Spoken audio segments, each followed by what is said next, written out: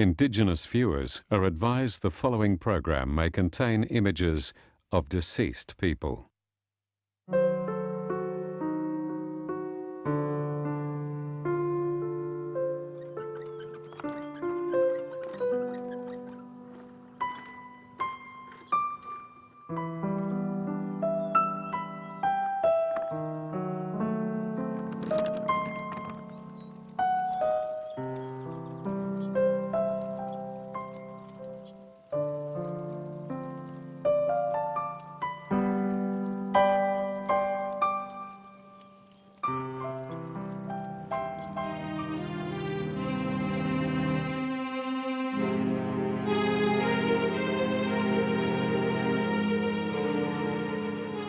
Malcolm Fraser was a politician for 20 years before becoming Prime Minister of Australia in 1975, following the dismissal of the Gough Whitlam Labor government, one of the most controversial events in Australian political history.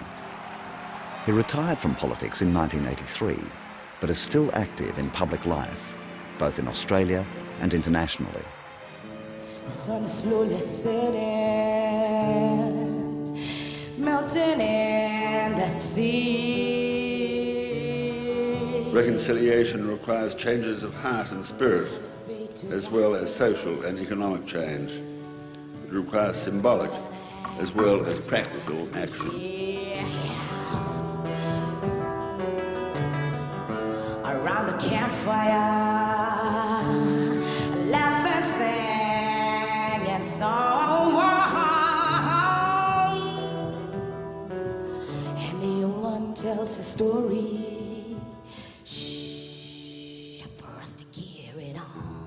I can remember as a child some only part conversations which I had with my father. I was looking through some photograph albums in the 1920s when he'd organised a trip through northern South Australia and into the Northern Territory. And some of the photographs on one page showed a number of desert Aboriginals with lots and lots of children around. And he'd neatly written, my father had neatly written underneath that, "Not dying out here." Now, this was in the 1920s, and the idea of the Aboriginal protectors of those days was that full-blood Aboriginals would die out. And that's one of the main reasons why the policies of separation had been adopted sometimes earlier. I've been sitting here wondering whether I should tell a story which is only, in my mind, 3 or 4 years old. But I was having lunch with some people, and somebody, I better say he was a good deal older than I am, somebody else had brought up the question of reconciliation and whether there should or should not be a policy. And this was a person whom one would have thought, well, he did come from a conservative background, as I am sometimes accused of having done also. And he just almost musing, he said, "Yes, I suppose terrible things happened." He said he could remember as a child, on a Sunday, his father being bored and saying to his brother, "Let's go out hunting."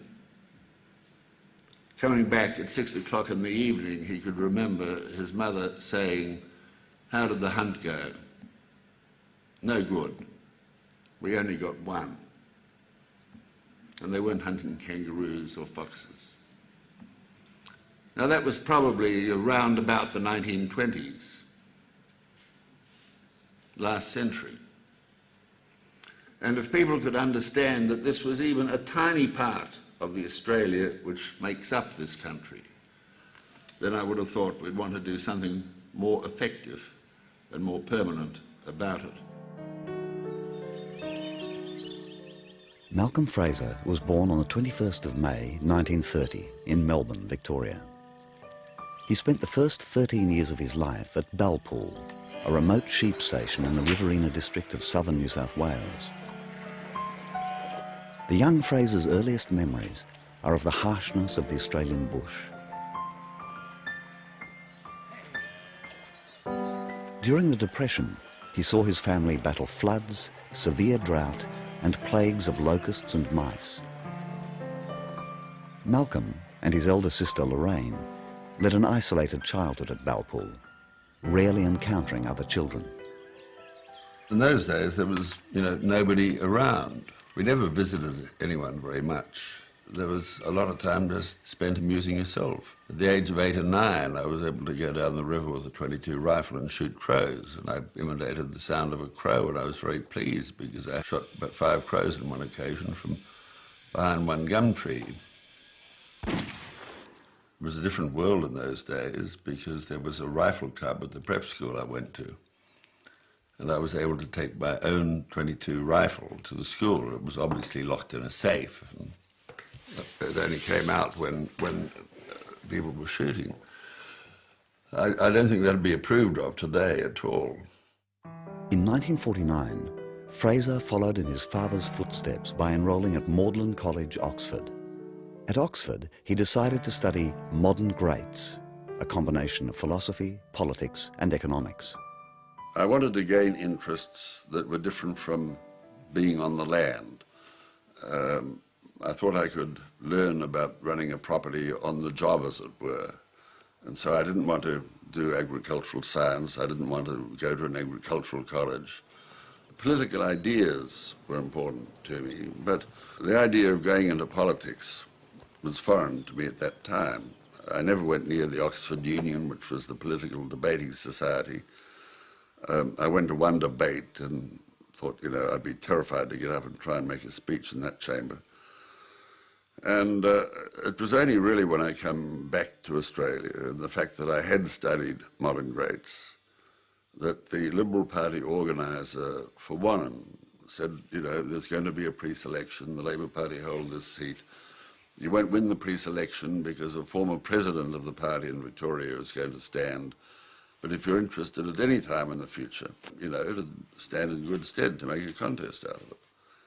And at some point, I said, well, if I'm standing for pre-selection, there's no point in just standing as a dummy. I might as well try and win.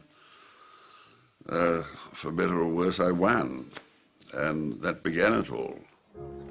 Fraser married Tamara Beggs in 1956.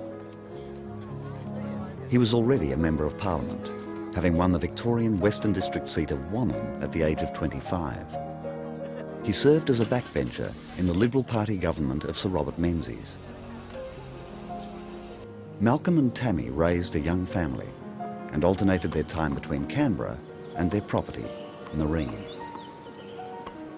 There was a lot of rivalry between people in the Parliament. I refused to attach myself to any individual or group within the parliamentary party. Some people attach themselves in particular, say, to Harold Holt, who was expected to be the leader following Menzies. And they thought that they would gain advantage from that. I wanted to remain a free agent, able to criticise if I wanted to criticise, praise if I wanted to praise, or feel it should. I think that probably put me behind for a while, but I wouldn't have done it any other way. In 1966, Menzies retired, and his protégé, Harold Holt, became Prime Minister. After 10 years as a backbencher, Fraser was appointed Minister for the Army, a challenging and sensitive role given Australia's involvement in the Vietnam War. In December 1967, Prime Minister Harold Holt, an experienced diver, disappeared in the surf near Portsea, Victoria. John Gorton was elected the new leader of the Liberal Party. Fraser was a supporter of Gorton and was promoted to the Cabinet, first as Minister for Education and Science and then as Minister for Defence. Gorton and Fraser, however, were very different in style, and tensions soon developed. I had become disenchanted with John Gorton as Prime Minister. He certainly thought that the Prime Minister had the right to have his own way, and also he had that right almost regardless of the views of Cabinet. In March 1971, Fraser resigned as Minister for Defence. This followed a series of events where he believed Gorton displayed disloyalty to him as a senior minister. The day following his resignation, Fraser made a damning speech in Parliament, attacking Gorton. The Prime Minister, because of his unreasoned drive to get his own way, his obstinacy, impetuous and emotional reactions, has imposed strains upon the Liberal Party, the government, and the public service. I do not believe he is fit to hold the great office of Prime Minister, and I cannot serve in his government. You know, if I'd been politically more astute at the time, I would have perhaps just sat back and done nothing. I really believe that John Gorton's government was doomed in any case. The fact that it was doomed fell very heavily on my shoulders because of my resignation. Fraser's resignation precipitated a leadership challenge in the party. The vote was tied, and Gorton used his casting vote to put himself out. Billy McMahon was elected the new leader. Fraser stood for the deputy leadership and was defeated solidly by Gorton. He was relegated to the backbench. Since Menzies, the Liberal Party had lacked focus and stable leadership. McMahon lost the 1972 election to the charismatic Gough Whitlam, ending 23 years of Liberal government. But I'm prepared to answer any questions. Following the Liberals' loss of government, Fraser contested the party leadership, losing to Bill Snedden. Progressive elements within the Liberal Party saw Fraser as a conservative and out of step with the electorate. He confirmed this perception in 1971 when he stated publicly that life is not meant to be easy. His political enemies exploited the irony of a man from such a privileged background presuming to understand the needs of the average Australian. Rightly or wrongly, the life wasn't meant to be easy tag has been attached to you. And But it isn't, is it? Life wasn't meant to be easy. No, life isn't easy for so many people, you know, in whatever you do. The image of Fraser as a hardline right-winger dogged him throughout his entire political career. It is only following his retirement from politics and his work with the aid organisation CARE that his public image has softened. This has led to the popular perception that he's moved to the left of politics. My basic views haven't changed. I probably got named as being on the right of the Liberal Party in earlier days because I thought some of the policies and attitudes of what were then called little L liberals were quite inappropriate and would have led to bad government. So I opposed this. And if you opposed that, you were then immediately branded conservative. But if you look at the issues that matter, my attitudes haven't changed. People didn't expect my government to oppose apartheid very vigorously, and not just to oppose it with words or a speech. We worked with the Commonwealth to try and make sure that apartheid came to an end. We passed the land rights legislation for Aboriginals for the Northern Territory. Nobody expected us to do that. Multiculturalism became a reality. Now that's all solid record. There's no fantasy about it. And I think all of those things are totally consistent with the sorts of activities I've been involved in more recent times. So, I know the whole political world has changed. Who would have thought the Labour Party would embrace privatisation? They used to be a party that wanted to nationalise. And that's just an example of how the whole political spectrum has gone leagues to the right. Menzies specifically rejected the word conservative for the Liberal Party because he said that he wanted the party to be a progressive party, willing to make experiments. And in spite of his love of things British, he thought British conservatism was inappropriate for Australia. But today in Australia, the government is proud to be perhaps the most conservative government since Federation. It's always been a central belief of the Liberal Party that I joined, and a central belief of liberal philosophers, that the individual is really the most important thing in society. So whether it was the extremes of socialism, which would have sought change by democratic means, or the extremes of communism, which would have sought change by revolutionary means, these were both philosophies which I think were the very opposite of what was needed if individuals, if persons, if communities' own freedom is to be maximized. During the Cold War, when there was danger of, or belief that there was danger of, a communist ideological attack on Australia, from today's perspective that might appear very remote. It's beyond the memories and the life of most people now living. In those days, there was a very real concern. Soviet communism had demonstrated that it was expansionist. You've only got to look at the takeover of Czechoslovakia, of Eastern Europe, and of Hungary in 1956. But there were communist insurgencies in the 50s and 60s throughout East and Southeast Asia. You know, against that background, the conflict in Vietnam must be seen in a totally different context from the way we can look at it today. It wasn't just a civil war in Vietnam, it was also a war against the spread of communism. The government believed that we should participate in an attempt to secure the integrity of South Vietnam. On the evidence available to us at the time, I believe that was a valid judgment.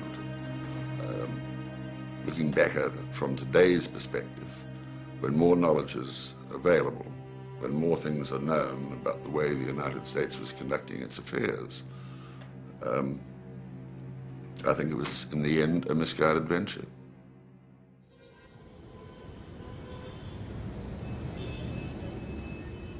Fraser is in Jakarta to chair an international conference of former heads of government and religious leaders. The conference is hosted by former Indonesian President Habibie and will address the growing divide between the Muslim and the Christian world. The threat of war in Iraq has added a special urgency to the meeting. We really ought to remember in these times that the only kinds of war that are legal is one in which a country is directly defending itself against attack, or one which is sanctioned by the Security Council under Chapter 7. Any other war is illegal and is outlawed by the United Nations, and for 50 years all states have accepted that that should be so. But now we find that there is a new doctrine, the doctrine of unilateral preemption, and if that comes to be accepted, the work of the last 50 years in promoting international law will be greatly undone and greatly damaged. But if there is not a resolution specifically authorizing war, then war should not take place in relation to Iraq. The security of the world requires disarming Saddam Hussein now. Free nations have a duty to defend our people by uniting against the violent. And tonight, as we have done before, America and our allies accept that responsibility. The American perception of themselves is one of the realities of the world that we have to live in. I heard Condoleezza Rice about 2 or 3 weeks ago on, I think, BBC or CNN, and America had never gone to war, in her view, except to fight for the liberty and freedom and democracy of other people. I think she believed it. You know, set aside even such glaring discrepancies as why they went into the First World War, to get a seat at the conference table. Why they went into the Second World War, they didn't go into it to fight for the liberty of other people. They went into it when they were attacked. And I'm afraid I thank my friends in Japan that they did attack Pearl Harbor. That might be odd, but it was already 2 years and 5 months into that war. And there'd been no sign that America was going to join on the side of the Allies. And if it had not been for that act, I don't think they would have come in. But how they see themselves as the most successful, the most powerful, the most democratic, the most free, and the most friendly of nations is one of the realities of today's world.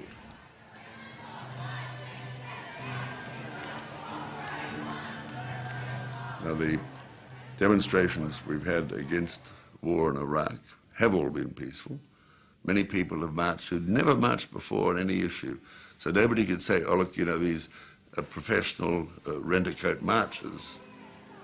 They're protesting for the first time in their lives. What that's really saying is that if President Bush begins a war without United Nations sanction, he's starting a war when people in democratic states worldwide have overwhelming majorities in opposition to that. There wasn't an easy war in Vietnam. There wasn't an easy war in Cambodia and Laos.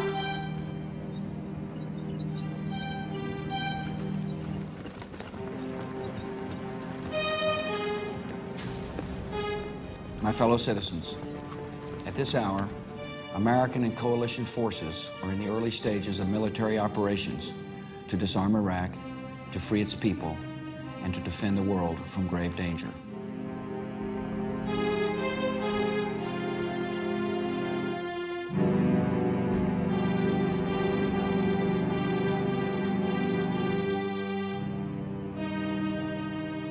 I wouldn't have been involved in this war.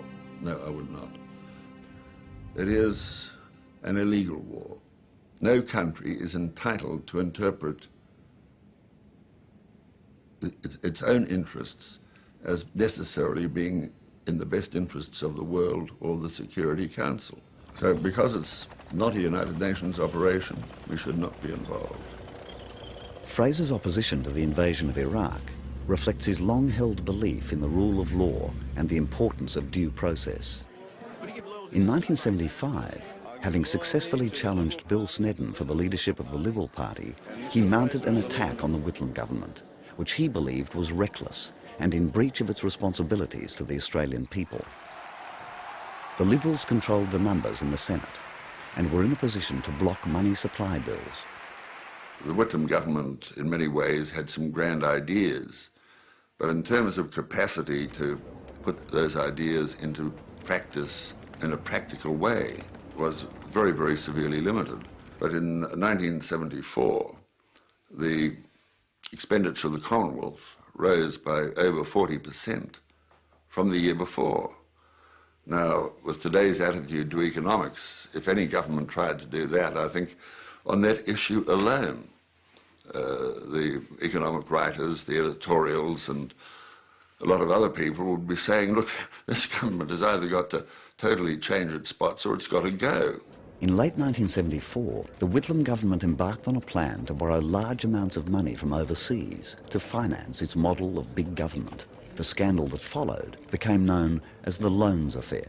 There was certainly an intent to raise what were then seen to be very large sums, $4 billion, from very shady, disreputable sources, going way outside the normal means of raising money. And Rex Connor, Minister for Minerals and Energy, was the principal one, I suppose, who wanted to get his hands on the money through a shady Middle East person called Khemlani. Khemlani did exist, but the money never arose. And this event, I think, really began the disintegration and the destruction of the Whitlam government. In September or October 1975, the opposition really came to the conclusion that if there were no more scandals, no more misdeeds, no more lies told to the Parliament, that we would allow the budget to pass. But then when Rex Connor told the Prime Minister that he'd stopped looking for the money through Khemlani in May, he was apparently up at night in his office waiting for messages from Khemlani. The Prime Minister had been deceived, the Parliament had been deceived, and Australia had been. Once Rex Connor was forced to resign for having misled his Prime Minister and everyone else, we decided, look, this is the last straw. We believed that we, as an opposition, would be held in contempt if we didn't do everything we could to give Australians the opportunity to vote to who they wanted to govern the country. In October 1975, Fraser became convinced that events had reached an extraordinary and reprehensible stage. The opposition now has no choice We will use the power vested in us by the Constitution and delay the passage of the government's money bills through the Senate until the Parliament goes to the people. Let there be no mistake about the gravity of Mr. Fraser's intention. Parliamentary democracy is a complex and fragile thing. Around the world, it is under challenge. And now it is being challenged in Australia by the very man who professes to be a man of principle. Whitlam attempted to find alternative arrangements to fund the public service and other essential government personnel. He devised a scheme whereby the government would borrow money from the banks. Yesterday there was an interesting meeting between some Treasury officers and some bank officials, because the government is pleading to the banks to try and get the banks to help the government in evading the Constitution. It would have been the first step to establish some kind of a dictatorship, because the only valid power the Parliament has over an executive is the power to control the money available to the executive. We had tried to ease the crisis. A half-Senate election was due by June of the following year, and we had said that we would allow supply through immediately if the government would give a guarantee that it would hold a House of Representatives election at the same time as that half-Senate election. Well, the government wouldn't do that. It wouldn't meet that suggestion. And so we stuck to our point of view. During the supply crisis, there was much media speculation about whether the Governor-General, Sir John Kerr, would intervene to break the deadlock by dismissing the Whitlam government.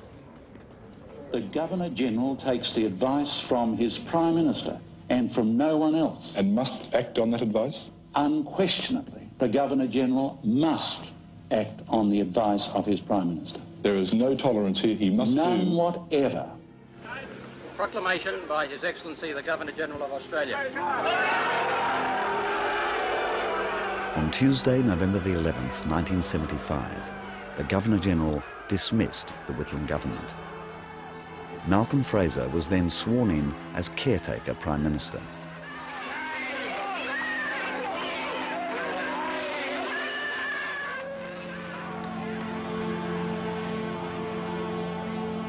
Well may we say, God save the Queen. Because nothing will save the Governor-General. I think he probably believed that the Labour Party would lose the election. This may have been, therefore, Gough Whitlam working out the way in which he could stay in power. And this might have been the only option open to him. I don't think any other explanation makes sense.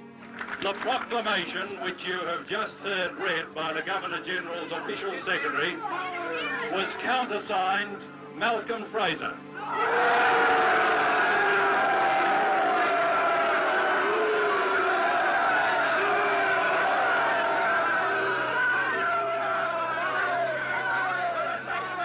Who will undoubtedly go down in Australian history from Remembrance Day 1975 as Kerr's Kerr. I did read what John Kerr was going to do better than Gough Whitlam did, because he had the view that John Kerr would always have to do what he advised him to do or asked him to do. And I thought that any Governor-General's role went beyond that. There would be some circumstances, however rare, in which a Governor-General might have to disobey the advice or the injunction of a Prime Minister.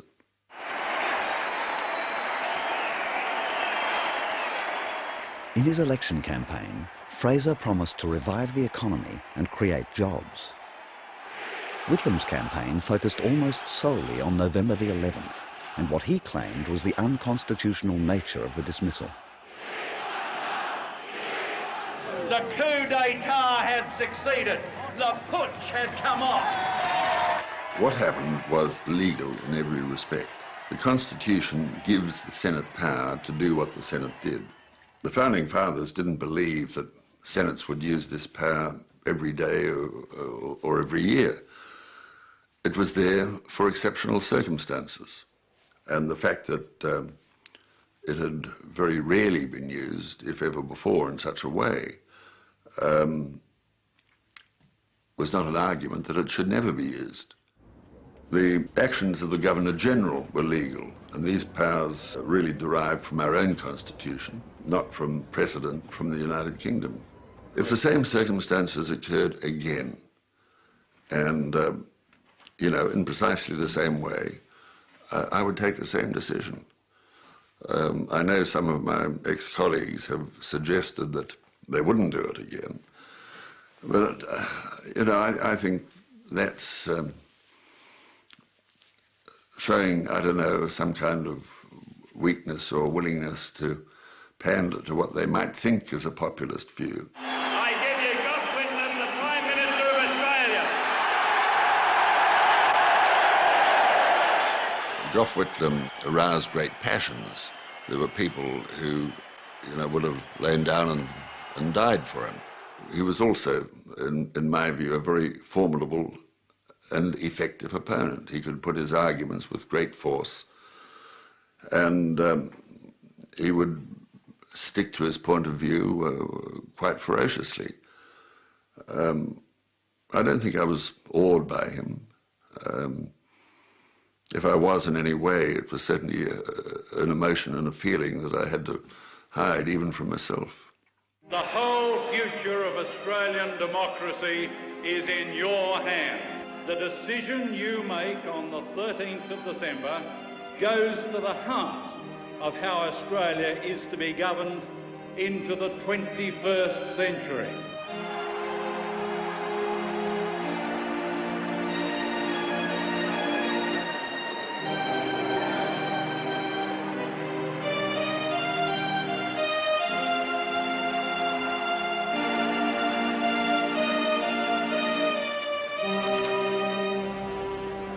You know, people were saying that the dismissal is the most dramatic moment in Australian politics. I don't really think that's so.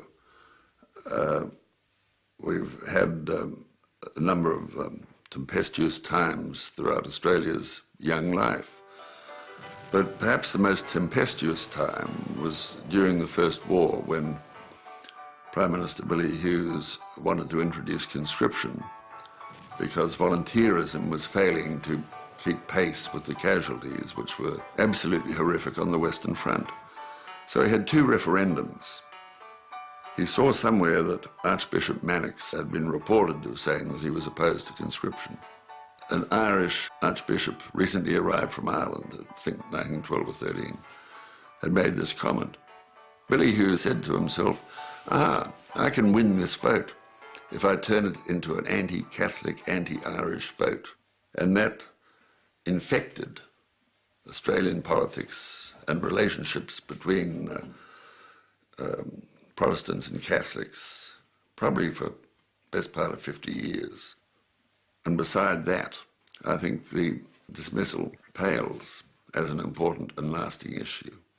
I mean, you know, Gough Whitlam and myself have really become quite good friends in recent times, and I think there are a number of reasons for that.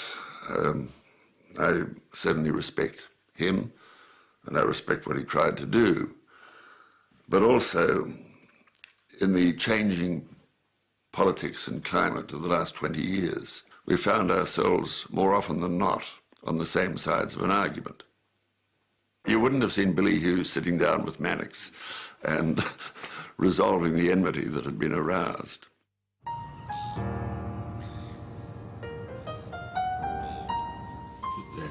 He's a good driver. Yeah. Have you got the travel plans for Moscow there, Helen? I've got you on the usual Qantas flight going to London, and I think Liz will be meeting you on the way through. And then you're leaving. You're leaving on see my sister and Friday, the 24th. That you're leaving mid-afternoon to go to Rome. Malcolm Fraser is on his way to Italy to visit his sister, Laurie Whiting. Laurie and her late husband, poet Bertram Whiting, moved to Europe in the early 1950s. where she established a career as an artist. There we go. I wouldn't have liked to pay for these frames. I've described it always as painting collages because I paint the paper and then I compose it. It's not a real collage. On the other hand, I suppose it can't be called a painting either. I was a scout when I left Australia. My mother, you know, she got used to the idea in the end. She was pleased I was an artist, but I remember her telling me once, you know, was all very well until you got married, but then the house and the children was the thing, and I just thought, well, I didn't think that was the way I saw it. You've tidied up a bit, haven't you? Yes, yes, yes, it was tidy, yes. And the verandas. Oh, yes, that's been tidied too. It's all been tidied. He's a very funny puppy. As when he was little, he was very funny indeed. He was a real Walt Disney thing. Yes, well, he still is a bit Walt Disney too. What does he weigh? 20 kilos? 24. 24. Oh, no, Grizzle's about 11 now.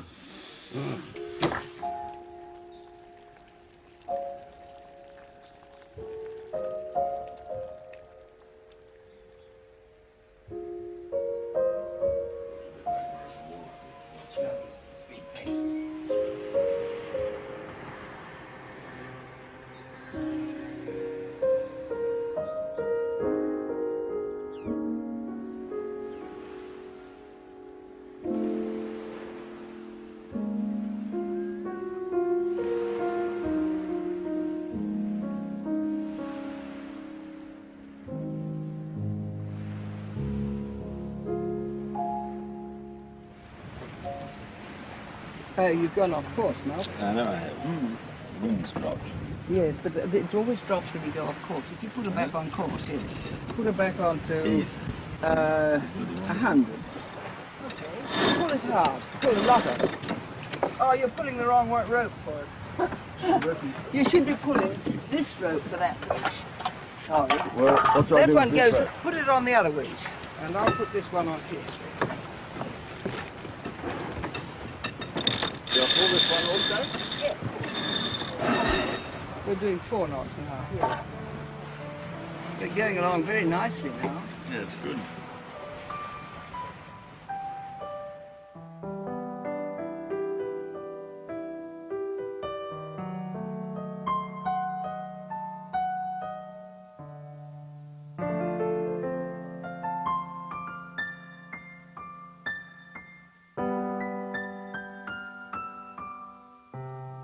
Oh, we lived a mixture of Noreen, boarding school, and Melbourne. You were at boarding school. I was at boarding pretty school. young. I led you astray. I was at boarding school from... That's why I was sent younger than him, because I led him astray, you see. Then look what happened. You became Prime Minister. Yeah, well, it's probably further astray. It was a pity I decided not to pass any exams at 13, all the same.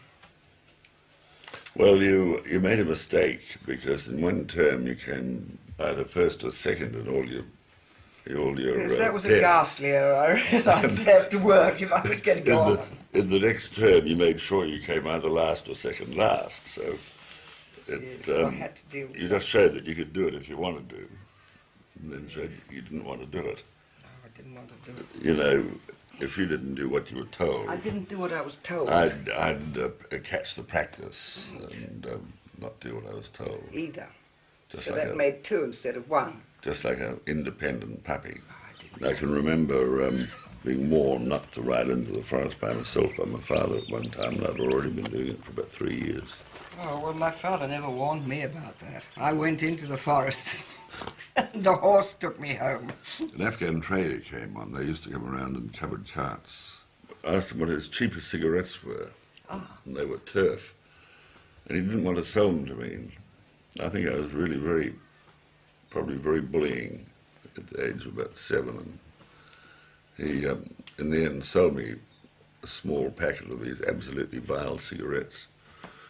And I didn't want to be caught, so I got on the boat and went up the river and across to the other side. And halfway through the first cigarette, I started to wonder if I could get back. I just got across the river and just got back and went to bed. And Nobody knew I was in Beryl that afternoon.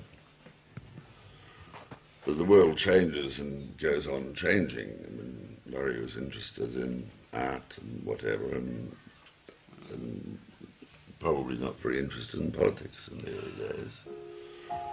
You know, at the end of the day, you're what you are, and you're a mixture, an amalgam of your genes and all your experiences.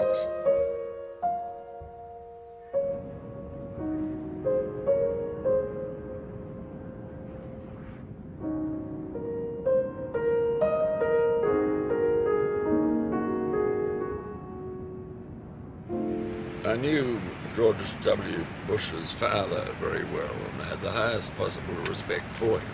And if there was going to be another war in Iraq, he would have wanted to put again a broad-based coalition, because that broad-based coalition would be the only way to avoid the continuing shootings and killings of American soldiers.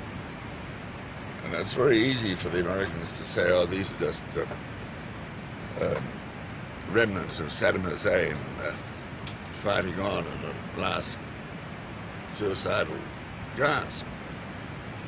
But it's just as likely that it's the beginning of a general Iraqi movement which would embrace all Iraqis in wanting the invader out.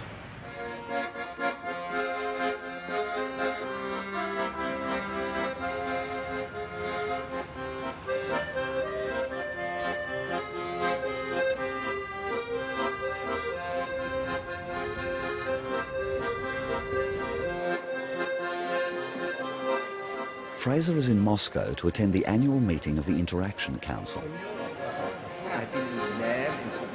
The council, which consists of former heads of government, is meeting to discuss the aftermath of the Iraq War. It will then issue a declaration that can be used to lobby governments.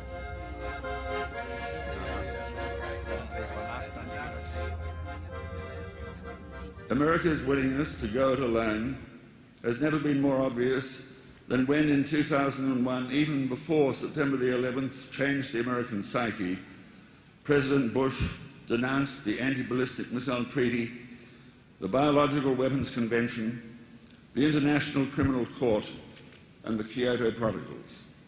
But this action, along with Britain and Australia, in going to war in defiance of the United Nations Security Council, bears great risks for the future. This was a very courageous speech of you. The people in Washington will love you for it. I don't mind. Tony Blair, he has been misled. Well, the intelligence document that he tabled in the House of Commons was prepared in his private office by his communications director, and they stole 5 pages out of a research student from California's thesis written 10 years before about Iraq in 1991. And he puts this down on the table as the synthesis of the highest intelligence available to the British government. So he's really been caught out in a bad way. Did he do that in good faith, or was he misled himself? Well, he might have been misled, but it's the way he did business.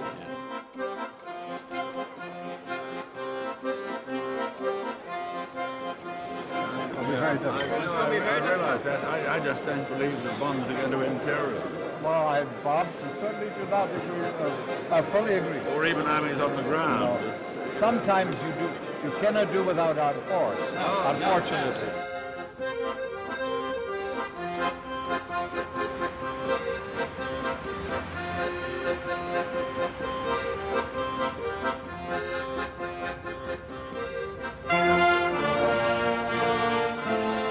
I just don't agree with the closeness of our relationship with the United States at the present time. I can understand the emotions that would have aroused when the Prime Minister was there, when those terrible attacks occurred on America. But that doesn't mean to say that closeness to the United States must be the be-all and the end-all of Australian foreign policy. America can withdraw to the Western Hemisphere, and I think one day they will. We can't. We're here. So relations with Indonesia, with Indochina, with China, the Koreas, Japan, South Asia, India, Pakistan. These are the areas whose peace and stability will ultimately determine Australia's peace and stability. And we've put them into second place. They should be in first place. Malcolm Fraser has always engaged in both domestic and international issues. As Prime Minister, he took a strong interest in foreign affairs. He worked with the Commonwealth to end apartheid in South Africa and minority rule in Rhodesia. On the home front, the Fraser government marked the end of the White Australia era by opening Australia's doors to refugees from Indochina. It was a major step in terms of politics of the day. In some years, over 20,000 people came to Australia, over 200,000 in all. And, you know, that was accepted, and it was accepted because the government said this has to be done. Now, if we'd said, well, before we'll make a decision, we'll take a poll, most people would have said no, because they'd always say no to the unknown. They would have said no to Greeks coming here in the 1950s. If you asked Melburnians, do you want Melbourne to be the biggest Greek city outside of Greece? But now that it's happened, everyone's proud of it and recognise how much those citizens have contributed to Melbourne as one of the best cities in the world to live and work in. While record numbers of refugees arrived from Indochina, many fleeing the communist Khmer Rouge regime in Kampuchea, Australia continued to recognise the legitimacy of the Khmer Rouge government following Kampuchea's invasion by Vietnam. This policy brought Fraser into conflict with his Foreign Minister, Andrew Peacock, who threatened to resign over the issue in 1979. Peacock was furious that the barbaric Pol Pot regime continued to occupy the seat of Kampuchea at the United Nations. No country in ASEAN supported what Pol Pot had done, but they were all searching for stability in their own region. And because of the nature of the Vietnam War, when the Vietnamese went into Cambodia, really to try and free the people from Pol Pot, there were a number who said, well, look, we told you, Vietnam's going to be aggressive and try and expand its own sway and domination. What had happened so tragically to Cambodia got mixed up with a whole range of issues. So whatever policies Australia had at the time need really to be looked at in terms of support for and respect for the views of those particular governments. The Fraser government also introduced radical economic reforms. His cuts to public spending met with strong opposition from many sectors of the community. We were the first government in the Western world to say to our electorate, governments can't spend too much. The money has to come from somewhere. We have got to spend less of your money. And I emphasised that this was before Reagan began the same kind of approach in the United States and before Margaret Thatcher pursued the same sorts of policies in the United Kingdom. So we were a trailblazer for the Western world, not only in Australian politics. Fraser won 3 elections between 1975 and 1983. A sharp downward turn in the economy, an oil crisis, high unemployment, the worst drought on record, and the tragic Ash Wednesday fires marked his final term in government. He called an election for March 1983 to discover that opposition leader Bill Hayton had been replaced that very day by the popular Bob Hawke, former union leader and past president of the ACTU. I want to say this, I am not convinced that the Labor Party would not win under my leadership. I believe that a drover's dog could lead the Labor Party to victory, the way the country is and the way the opinion polls are showing up for the Labor Party. If this had happened a day or two earlier, I probably would have waited for an election because Bob Hawke had become, in many ways, a folk hero. It would have been possible to go through to the end of the year and see how well Bob Hawke performed in the Parliament as leader of the opposition. I don't know that he's ever been a wonderful parliamentary performer, but anyway, the decision was made and people made their verdict at the time. And I made the decision. I can't grumble about it. It has become crystal clear that the return of the Fraser government could only mean more of the same.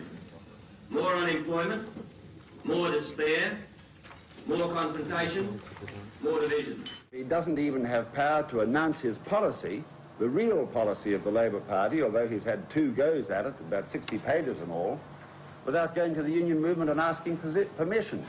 Now, really, if you want an example of something pathetic in terms of leadership of a political party, you've got it. To very loud applause from the huge number of people who've been crammed into this very hot tally room all through this evening.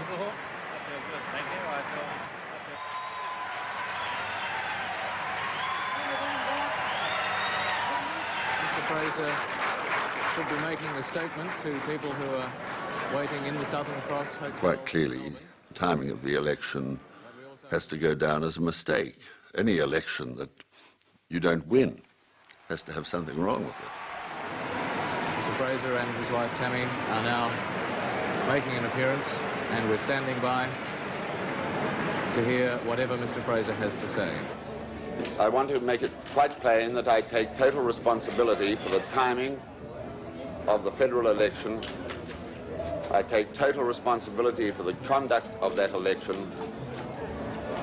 I therefore take total responsibility for the defeat of the government, and I would like to thank all my colleagues and the Liberal Party right around the country for the support they've given, not just over recent weeks, but over the last 7 years. I think people ought to be able to remain totally in control of their emotions. I don't really think a public display of emotion is necessarily relevant in those circumstances, or not in too many circumstances. I've even had people saying, well, it was nice to see you were human at the end. But my own view is that you don't really need emotions as part of politics.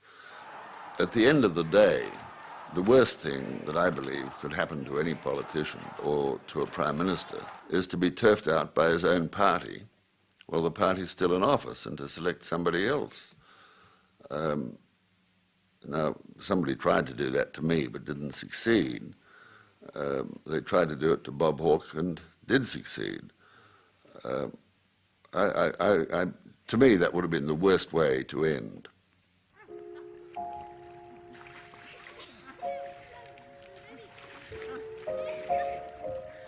There's no doubt that after that election, I was tired. I'd been in politics for 28 years. I think that my family had put up with a politician for most of that time. And I think I probably wanted out.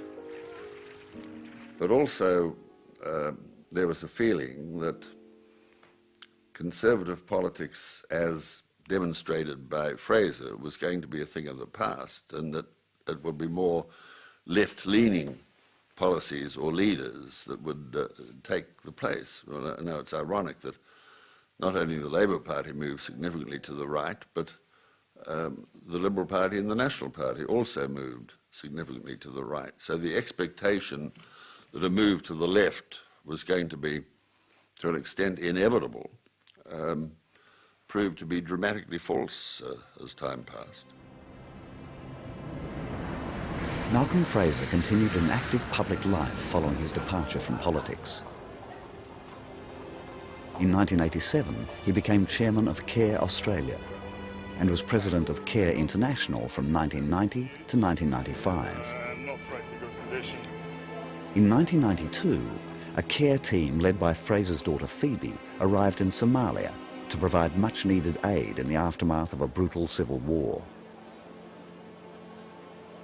Fraser lobbied the international community for direct UN involvement in Somalia, an action that led to the first ever humanitarian intervention by the United Nations. I'm sorry, no one told us what time you left. We only found out 5 minutes ago. I'm well. Fraser arrived in Somalia to find the CARE workers facing the threat of being overrun by defeated rebel troops. If I was going to attack Baghdad, I would come up the Manas Road. Will they be grabbing and trying to run, or do you think they would try and looking at vehicles and fuel, and that's two things we have. Defeated armies usually just tear the place apart. We knew there was going to be a mass exodus. We knew that fresh water was going to be needed. We knew there was going to be a grave and serious threat to health. But the international community, in spite of warnings and urgings from organisations such as CARE, ultimately only moved when the television cameras flashed the tragedy onto our screens night after night after night. And governments could no longer ignore, and the United Nations could no longer ignore what was happening. So there's a need to alleviate the most terrible suffering and loss of life in these kinds of situations. But there's also a need sometimes to speak out, to try and make sure that the international community acts in a more timely way, so that then perhaps the main part of the disaster, the main part of the loss of life, can be averted and avoided. Fraser continued to speak out on many issues following his retirement from CARE Australia in 2001. I think on a number of human values, we've taken significant steps backwards and not forwards. I think attitudes to refugees is a very significant step backwards. There's nothing visionary about putting SAS troops on the Tampa. There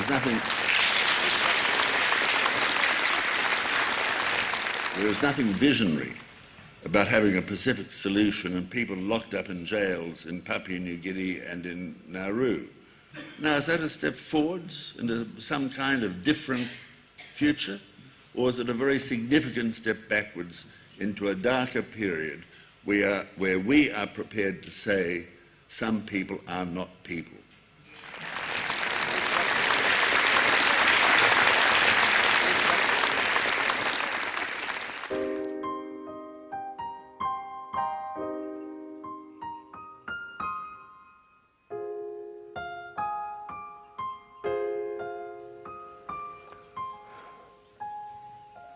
I suppose started fishing in the boat more when my knees were crook. Tam walks pretty easily. And shop and sees as many fish as, or more than you would in the boat. Well, he loved fishing. He learned to fish when we were first married. And I wasn't the least bit interested in it. And I used to go with him and I'd sit on the bank and read a book.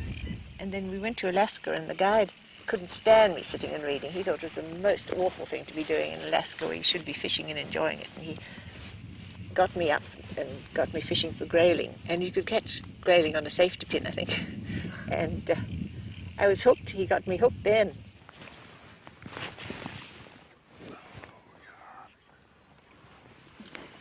Really have to put pressure on the little bugger if he...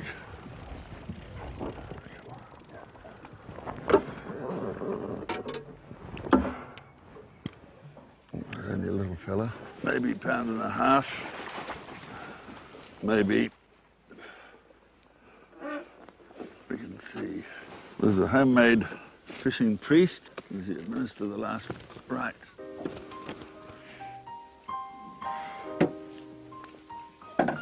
One 3/4 pounds. Here's a nice pen size.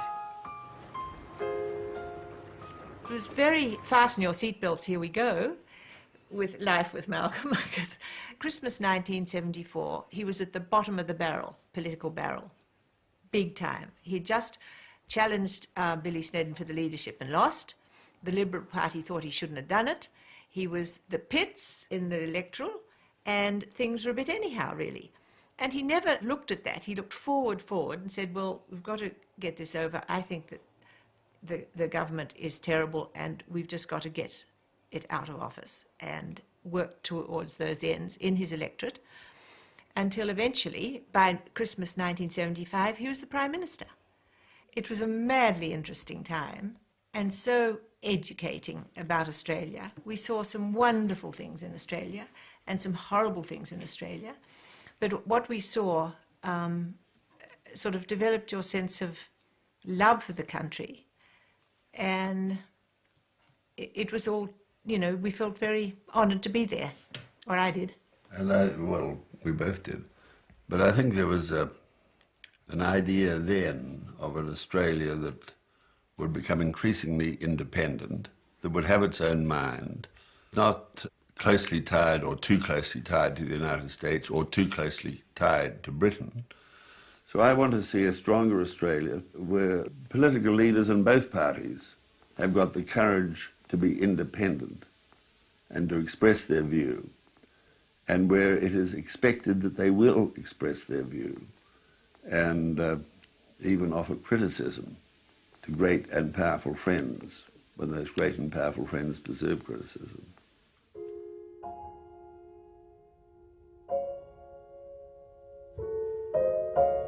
Well, life is not meant to be easy.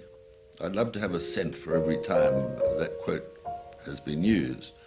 I've got no doubt that my political opponents, wherever they were, thought, this is something we can use to drive a nail or two in Fraser's coffin. I suppose they were operating under the basic assumption that people wanted life to be easy. Well, whether they want it to or not, overwhelmingly, life's not particularly easy. It had a resonance to my political foes because of the picture that they themselves tried to paint of Fraser, you know, Melbourne Grammar, Western District, Oxford, squatocracy or whatever they wanted to call it. And because they had a preconceived image of what I was all about. An image that I think as time has passed, that more and more people know to be really a fabrication or a piece of imagination. When the full quotation from George Bernard Shaw came little by little to be known, people realised that it had really quite a nice ring to it. Life's not meant to be easy, but take courage, child, for it can be delightful. And that perhaps sums it up for a whole lot of people.